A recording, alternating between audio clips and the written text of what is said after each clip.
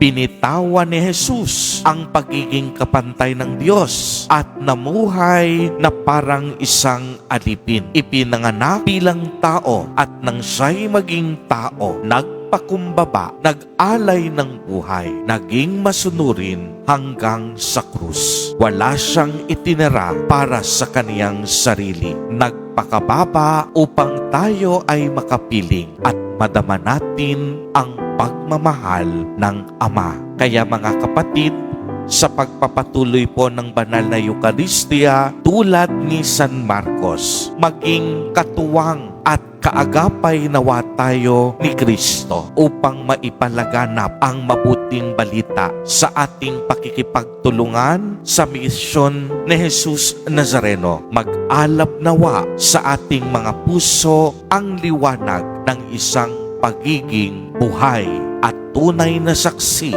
ng pag-ibig ng Diyos. Amen. Amen. Purihin at dakilain natin ang ating Panginoon, ang mahal na poong Jesus Nazareno.